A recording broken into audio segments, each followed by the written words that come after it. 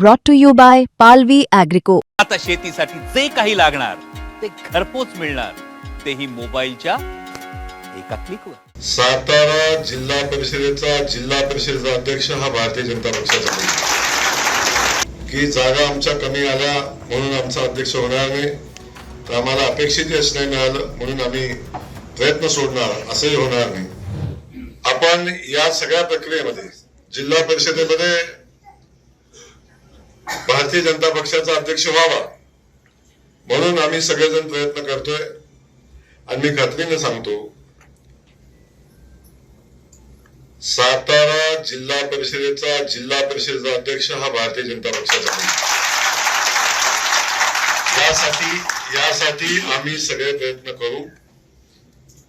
नेतृत्व म्हणून नेतृत्व प्रयत्न करेल. तेव्हा कुणी असं समजायचं अजिबात कारण नाहीये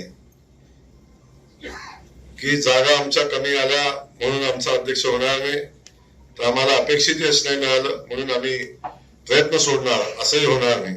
तेव्हा जिल्हा परिषदेमध्ये भारतीय जनता पक्षाचा अध्यक्ष बसण्यासाठी आम्ही सगळे मिळून सामुदायिक प्रयत्न करू, हे या निमित्तानं आपल्याला मी आश्वस्त करेन.